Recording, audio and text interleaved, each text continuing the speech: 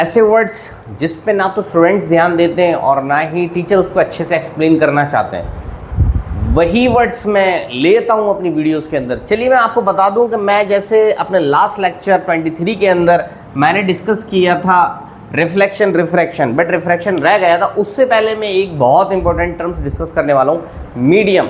देखिए मीडियम अगर आपको समझ में आएगा तो लाइट का चैप्टर आपके लिए बहुत आसान हो जाएगा। मीडियम बच्चों को समझ में नहीं आता, इसीलिए रिफ्रैक्शन समझ में नहीं आता। चलिए मैं आपको बता दूं, मीडियम कुछ नहीं होता है, ये समझ लीजिए path to propagate of light.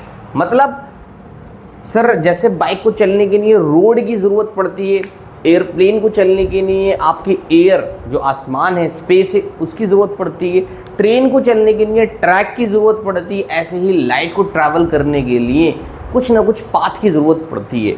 वो पाथ उसी को मैं मीडियम बोलता हूँ। समझ में आया? लाइट को ट्रैवल करने के लिए पाथ की ज़रूरत है, उसी पाथ को मैं मीडियम बोलूँगा। अब समझ लीजिए मीडियम के दो नेचर हो सकते हैं, मतलब पाथ कोई सा भी हो, दो ही नेचर होंगे, या तो अच्छा होगा, बहुत स्मूथ होगा, या बहुत ज़्यादा रफ होगा। तो ऐसे ही मीडियम भी दो ही टाइप के होते हैं, एक होता है डेंसर मीडियम, एक होता है रेयर मीडियम। डेंसर मीडियम आप समझ लीजिए लाइट के लिए ये रफ पाथ है, इसके अंदर मतलब खड्डे सड्डे ज़्यादा हैं, ऐसे समझ लीजिए। मतलब इसके अंदर नंबर ऑफ पार्टिकल्स बहुत ज़्यादा हैं, जिसकी वजह से स्पीड ऑफ लाइट क्या होगी, इस पाथ पर स्लो हो जाएगी। ऐसे ही रेयर मीडियम क्या होता है? रेयर मीडियम एक ऐसा पाथ है लाइट के लिए जो बहुत ज़्यादा स्मूथ है। क्यों स्मूथ है?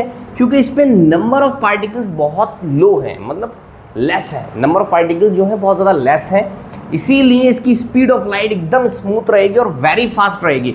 और आपने देखा होगा एयर के अंदर जो स्पीड ऑफ लाइट होती है वो होती है बेटा 3 × 10⁸ मीटर पर सेकेंड। सबसे ज़्यादा फास्ट लाइट जो आपकी ट्रैवल करेगी वो एयर के अंदर करेगी, वही सबसे ज़्यादा जो है ना आपका रेयर मीडियम कहलाएगा। चलिए मैं आपको बता देता हूँ, इसकी 3 कैटेगरीज होती हैं। पहला होता है सॉलिड, दूसरा है लिक्विड मीडियम, तीसरा है गैस मीडियम।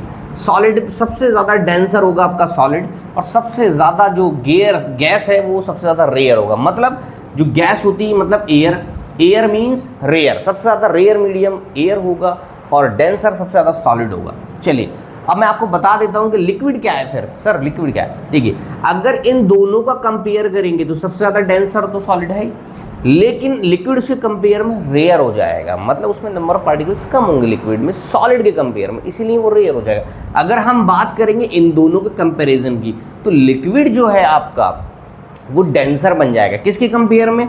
गैस के कंपेयर में। अब मैं आपको दोबारा से एक बार और रिवाइज करा देता हूँ। देखिए मीडियम कुछ नहीं होता, एयर को ट्रैवल करने के लिए पाथ की ज़रूरत पड़ती है, बस वही पाथ मीडियम कहलाएगा।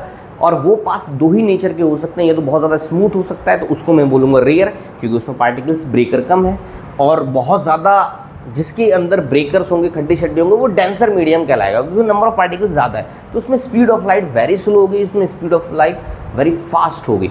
मैं इसके आगे बताऊंगा कि रिफ्रैक्शन किसको बोलते हैं, ठीक है? अपने नेक्स्ट टॉपिक के अंदर डिस्कस करूँगा, नेक्स्ट लेक्चर के अंदर। अगर आपको मेरी वीडियो समझ में आई तो आप लोग प्लीज़ मुझे शेयर करेंगे, कमेंट करेंगे, बताएंगे मुझे, कमेंट भी किया करिए आप, और मुझे लाइक करें। Thank you very much.